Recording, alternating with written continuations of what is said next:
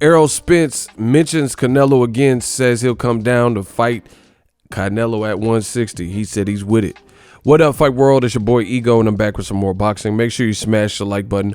Also, subscribe to the channel for the latest and greatest in boxing. If you want to become part of the gang notification gang, please hit the bell icon. Shout out to the super chats, channel donations, the Venmo donations, the Cash App, and the Patreon family. We working. Sign up for ESPN Plus below using my link. Shout out to everybody who used the link to get UFC 248. You could continue to use it if you want to get ESPN Plus. Sign up for a subscription. I have the service. You can also bundle it, ESPN Plus, Hulu, and Disney Plus. All three of these apps, they just released on Disney Plus. Black Panther, great flick with Killmonger, Marvel. And you can get all three apps, $12.99 for all three if you bundle it together. Now, and it does help the channel. I'm late on this, but I still want to make the video. And, you know, it kind of came across the desk late. Plus, I've been busy giving y'all a lot of content. Make sure you guys smash the like button. If you're new here, I drop daily videos, live streams, go cover fights, you know, really whatever. Boxing, perspective, different things. You know, we have some fun over here. I'm the Stream King. So consider subscribing if it's your first time here. Smash that like button, hit the subscribe button. Now, Errol Spence was in the gym, and Ellie, ES News, was in the gym with him.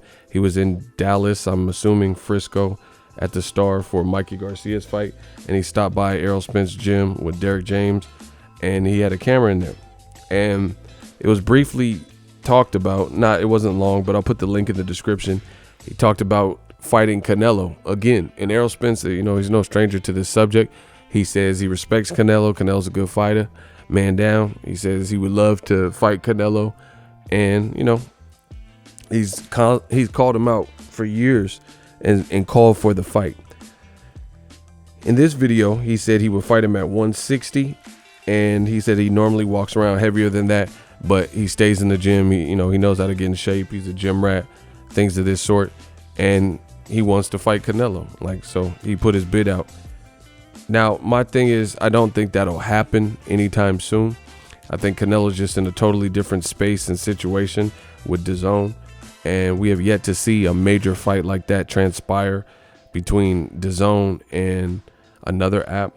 The other thing is going to be interesting is DAZN came in the game at a different price point, then changed and raised their price point from $9.99, doubled it by, added 100% and doubled the price to $19.99.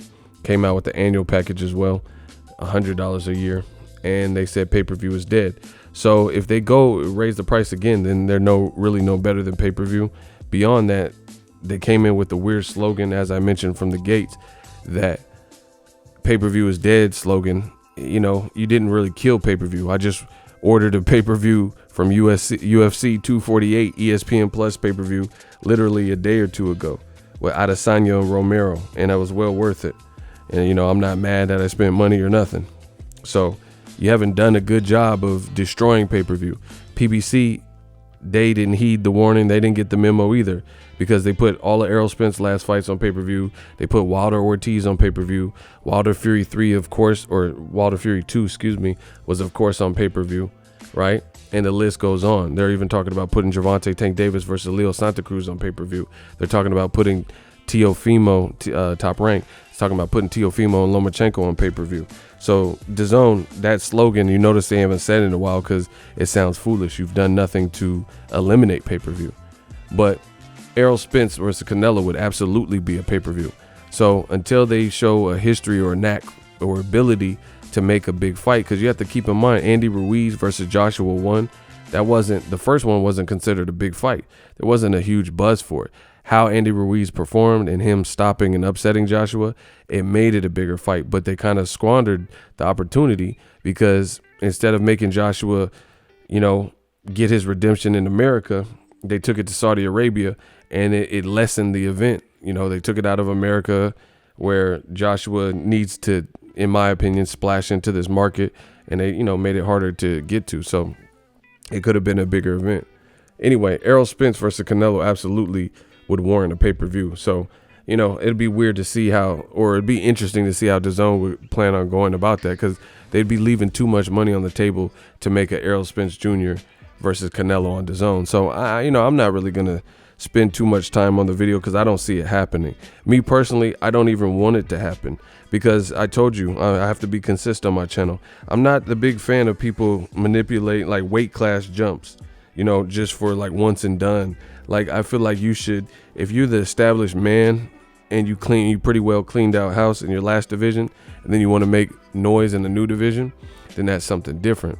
But Amir Khan jumping up to fight and get knocked out by Canelo, Kell Brook jumping up to fight Triple G, daring to be great, even Lomachenko. You know, I'm not a fan of, I mean, he's there now at 135 and he got belts, but I think there was more fights at 130, like Miguel Berchelt and Machado at the time, and Tank Davis at 130, that I still needed to see Loma have. Lomachenko, the whole time he was at 130, he only had one belt. So I think he could have cleaned up house more before moving up, and that would have helped ready him because his fights have now gotten tougher at lightweight. But, you know, that's neither here nor there. So same goes for Errol Spence. You know, Canelo, if they told me Canelo's fighting Errol Spence, of course I would watch it. Two terrific fighters, two guys that have heart and combination punching. You know, some people I've seen comments, they said Errol Spence would get killed and, you know, all this drastic stuff. But, you know, Canelo hasn't really even knocked out anyone brutally except for James Kirkland and Kovalev. I don't think Errol Spence is even at that point of his career where he's looking washed or looking like he's not a threat to anybody he faces. And he's clearly cuts to make 147. So I think it would be a fun fight, a competitive fight. But I personally, like I've always remained consistent, it's not about, you know, protecting the fighter. I want to see Errol Spence clean up house. Like, how are you going to move to 160 to fight Canelo? And we ain't even seen you fight Terrence Crawford. You know, a Sean Porter rematch is still good. Pacquiao's still out there. I still want to see Errol Spence, Keith Thurman. You know, and plus, you look at 154, PBC got all the top 54 pounders too. You got J-Rock, you got Rosario. You know, obviously he's not going to fight Jermell Charlo because that's his boy, and they have the same gym and same trainer. But, you know, Hurd, there's still good fights out there. Erislandy Lara, these are all good fights for him in those two divisions, 47, 54. So I don't really see it happening, nor do I prefer it to happen.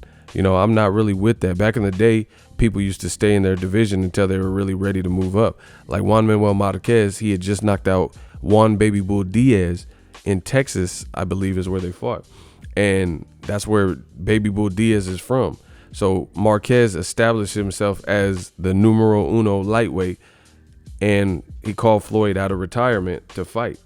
That's what you're supposed to do at that point because you've already conquered it. Or like, let's say Adrian Broner, him moving up to fight Paulie Malignaggi, I wasn't mad at it because he had beaten Antonio DeMarco in, I think it was his first fight at 135, and that was my favorite Broner performance. He chopped him all the way up, and that was the respected guy to beat and the champion to beat.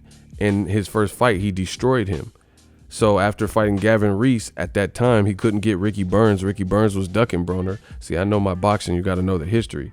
So Broner, Terrence Crawford hadn't been at 135 yet, and none of the fights were ready. There were no ready-made names at 135 for Broner to face. So he did the next logical step, and that's why he bypassed 140, because there weren't really any big names for him. Regis Prograis, Josh Taylor, Terrence Crawford, Ramirez, Jose Ramirez. None of these guys were there or relevant, like, you know, big names at the time. So that's why he pursued money fights at 147. So you got to just make it make sense. So as much as people want to talk about Errol Spence and Canelo, one, I don't see it happening. Two, I don't think it's even logical that it would happen. And, you know, Errol Spence with the accident stuff, we got to see how he looks. You know, we got to see how he looks. He looks like he got his weight down. He looks healthy. He should be definitely happy and thankful. He has guardian angels because he looked nice, like, and fine in the video. Like, people were complaining and saying his speech sounded different. He actually sounded cool in the Ellie video, but you guys can check it out in the comment section. So I'm not, like I said, for me, Mamba mentality. I'm on some different stuff on my channel. You know, I don't want to spend too much time advocating for stuff that I don't think is going to happen and or doesn't make sense. If they show real interest in making this fight De La Hoya and it looks like it'll happen, then I'll probably talk about it more. But I just want to make a brief video because I got time. Today I got time, but I don't see it happening. You know, as great of a fight as it would be. And I think Errol Spence, even though he wants to fight, you know, it's boxing. Boxing has politics. His promoter and Al Heyman, and you know, there's just different agendas and plans that other people have too. Same thing with Canelo's promoter and stuff. So, you know, I'll keep you guys updated if anything changes, but that's my thoughts. It would be a great fight, but you know, Errol Spence has called him out for years, and to this point it hasn't happened. So you could talk about it at AT&T Stadium and stuff. You got to show me something, because I'm not really with, like, you know, clout chasing a situation when it don't have no legs. So if this grows legs, I'll be happy to talk about it, break down the fight, etc. Let me know what you guys think. Drop your thoughts in the comment section. If you love what I'm doing, smash the like button as always. Hate, comment, and subscribe. Till next video is Ego signing off. So if you enjoyed this video and want more content like this on the channel, you can show your appreciation by going to the PayPal donate button or the YouTube support button, and you can donate any amount that you feel is equivalent to the value of this video. Much more to come. Thank you guys for your support. Boxing Ego, the future of boxing.